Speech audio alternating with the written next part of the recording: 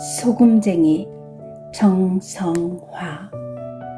한 달 후에 보자며 남편은 내게 악수를 청해왔다.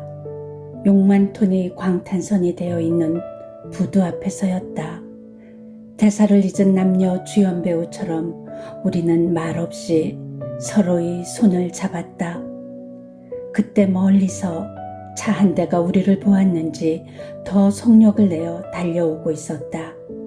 나를 시외버스 주차장으로 데려다 줄 차였다. 갑자기 마음이 급해졌다. 이럴 때는 남편의 얼굴을 한 번이라도 더 봐두는 게 좋을지, 아니면 잡고 있는 남편 손의 감촉을 기억하는 게 더 나을지. 나를 태운 차가 부두에서 멀어지는 동안 나는 뒷유리창으로 남편을 계속 바라보았다.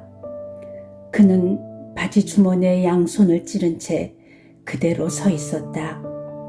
까만 근무복을 입은 그의 뒤편으로 푸른 바다가 점점 넓어지고 있었고, 이제 그는 물 위에 떠있는 소금쟁이처럼 작아 보였다. 소금쟁이는 소금장수라고도 불린다. 무거운 소금 자루를 지고 일어서기 위해 다리를 양쪽으로 벌린 채 힘을 쓰는 소금장수의 모습과 물에 빠지지 않기 위해 다리에 안간힘을 쓰고 있는 이것의 모습이 닮아서 붙여진 이름이라 한다. 소금쟁이처럼 수면을 생활의 터전으로 삼고 소금쟁이처럼 물 위에서 균형을 잡아야 하는 남편. 내 앞에서는 마치 수상스키 선수처럼 한껏 폼을 잡지만 바다 위에서는 한시도 긴장을 늦춘 적이 없었을 것이다. 눈앞이 바다뿐 아니라 외로움과 쓸쓸함의 바다, 그리움과 안타까움의 바다 등 그의 앞에는 언제나 건너야 할 바다가 있었으므로 남편은 헤어지면서 내 손을 꽉 잡았다. 아기를 낳아 처음으로 품에 안았을 때의 일이 떠올랐다.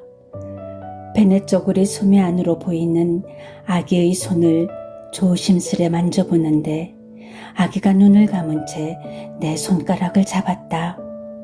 의외로 강한 힘이었다. 엄마를 믿고 이 세상에 왔어요 라는 의미로 느껴져 나는 눈물이 핑 돌았다. 남편의 손도 아마 그런 말을 하고 싶었을 것이다. 당신을 믿고 이제 저 바다로 달려나가겠다는 말을. 오래전의 일이다. 추적추적 늦가을 비가 내리던 어느 날 부산 외항에 정박 중인 남편의 배에 가기 위해서 통선장에 갔을 때다. 빗물이 뚝뚝 떨어지는 처마 밑에서 러시아 선원으로 보이는 세 사람이 쭈그리고 앉은 채 컵라면을 먹고 있었다. 비에 젖은 몸을 덮여보려는지 그들은 연신 뜨거운 국물을 들이켰다. 그들은 비에 젖어 떨고 있었고 나는 삶의 뒷모습이란 저토록 애절하고 허기진 것이던가 싶어 몸이 떨렸다. 내 남편도 이국 땅 어느 낯선 거리의 처마 밑에 저렇게 쭈그리고 앉아서 더운 국물을 들이켰을 것 같아 눈시울이 뜨거웠다. 소금쟁이 남편을 만나러 갈 때면 나는 한 마리 물방개가 된다.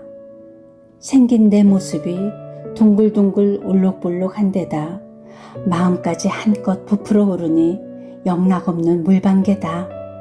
찰밥을 한 통 해담고 떡은 쉬지 않게 얼려서 넣으며 밤과 땅콩은 삶아서 넣고 고구마는 날거로 몇 개 집어넣는다. 그리고 식혜까지 보따리에 찔러 넣으면 제법 큰 부피가 된다. 남편에게 가는 길은 멀다. 그래도 보따리를 보면 힘이 난다. 내가 보따리를 들고 가지만 때로는 보따리가 나를 달래며 먼 길을 함께 간다. 살아가는데 자식이 짐이라고 말할 때도 있지만 때로는 자식 때문에 힘을 낸다고 말하는 것과 같은 이치다. 늦은 밤 업무를 마치고 선실에 내려온 그가 출출할 것 같아 생고구마를 깎아 건넸더니 마치 어머니가 살아 돌아오신 것 같다고 했다. 그럼 다음에는 머리를 길러 아이의 비녀까지 찌르고 오겠다고 했더니 마음대로 하라며 남편이 소리내어 웃었다. 어머니에 대한 얘기만 나오면 금세 얼굴이 환해지는 사람이다. 아내의 역할 중에는 남편에게 어머니에 대한 기억을 되살려주는 부분이 들어있지 않을까? 불교에서는 시어머니와 며느리의 관계를 전생에서 친정엄마와 딸의 관계였다고 한다는데, 그렇다면 며느리가 시어머니를 닮아가는 것은 아주 자연스러운 일이라 하겠다. 닮았다는 것보다 닮아간다는 것에 나는 의미를 둔다. 그것은 어떤 노력 없이 되는 일이 아니기에. 잠든 남편을 보고 있으면 발목이 왠지 시려 보인다. 가족이라는 사슬, 밥벌이라는 사슬이 걸려있는 자리여서일까?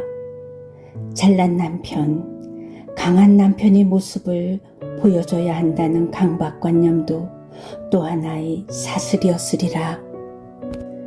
이런저런 말로 남편의 길을 꺾는 것은 소금쟁이의 다리 하나를 부러뜨리는 일이다. 더 빨리 달려보라고 자꾸 다그치다 보면 멀쩡하던 다리도 맥없이 떨어져 나간다. 다리를 잃은 소금쟁이는 달리지도 걷지도 못한 채 흔들리는 물살에 제 몸을 맡길 수밖에 없을 것이다. 혼탁한 세상 속으로 어쩔 수 없이 뛰어들지만 우리는 더러운 웅덩이에 발을 담그지 않으려고 조심한다. 자신의 것이면서도 마음대로 움직여주지 않는 다리 때문에 절망할 때도 많다. 그러고 보면 우리 모두가 이 세상을 정처 없이 떠도는 소금쟁이가 아닌가 싶다. 동요 달마 중에 나오는 소금쟁이는 행복하다. 비단 물결이 남실남실 어깨춤을 추고 머리 감은 수양버들이 검은고를 타는 밤에 소금쟁이는 달빛을 받으며 냇가에서 즐겁게 매물 돈다. 무엇이 그토록 소금쟁이를 행복하게 할까? 그것이 바로 내가 알아내야 할 소금쟁이의 비밀이다.